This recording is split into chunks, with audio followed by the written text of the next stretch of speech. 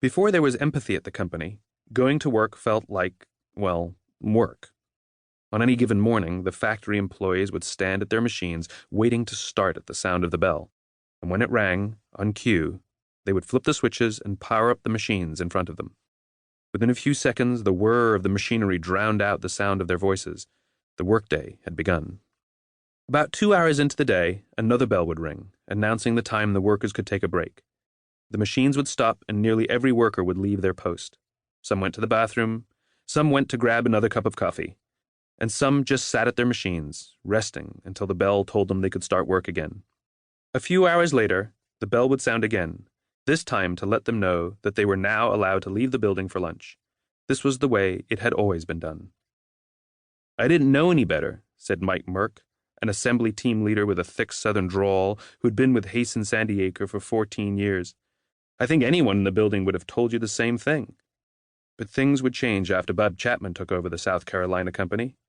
Chapman is CEO of the equally cumbersomely named Barry Waymiller, a collection of predominantly manufacturing companies that Chapman had been steadily buying over the years. Most of the companies that Chapman bought were in distress. Their financials were weak and, in some cases, their cultures were worse. Hasten Sandiacre was the latest acquisition. Other CEOs may have brought with them a team of consultants and a new strategy, ready to tell everyone what they had to do to return the company to profitability. What Chapman brought, in stark contrast, was a willingness to listen. As he did with every company he acquired, he started by sitting down to hear what employees had to say. Ron Campbell, a 27-year veteran of the company, had just returned from 3 months in Puerto Rico, where he had been responsible for installing Hasten Sandiacre's manufacturing equipment in a customer's plant.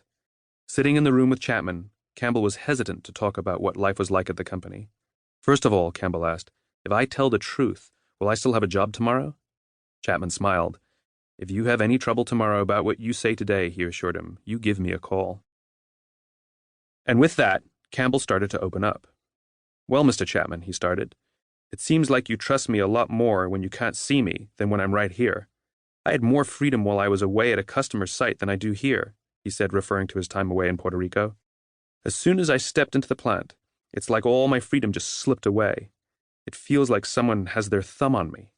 I had to punch a time clock when I walked in and again when I left for lunch, came back, and when I was done for the day. I didn't have to do that in Puerto Rico." This was nothing Chapman hadn't heard before in other factories. "I walk in the same door with engineers, accountants, and other people who work in the office," Campbell went on. "They turn left to go to the office, and I go straight into the plant where we're treated completely differently. You trust them to decide when to get a soda or a cup of coffee or take a break. You make me wait for a bell." Others felt the same way. It was like there were two different companies.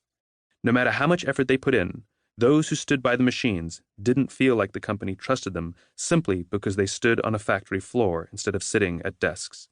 If an office employee needed to call home to let their kids know they would be late, they would simply pick up the phone and call them. On the factory floor, however, if a worker needed to do the same thing, they had to ask permission to use the payphone. When Campbell finished, Chapman turned to the personnel leader and told them that they needed to take down the time clocks. The bells were to go too. Without making any grand proclamations, and without asking for anything in return from the employees, Chapman decided that things were going to be different from now on. And that was just the start. Empathy would be injected into the company, and trust would be the new standard. Preferring to see everyone as human instead of as a factory worker or office employee, Chapman made other changes so that everyone would be treated the same way. Spare machine parts had always been kept inside a locked cage. If a worker needed a part, they would have to go stand in line outside the cage and ask a parts employee to get what they needed. Workers were not allowed to go into the cage themselves. This was management's way of protecting against theft. It may have prevented theft, but it was also a powerful reminder that management didn't trust people. Chapman ordered all the locks removed and all the fences taken down and allowed any employee to go into the area and check out any part or tool they felt they needed.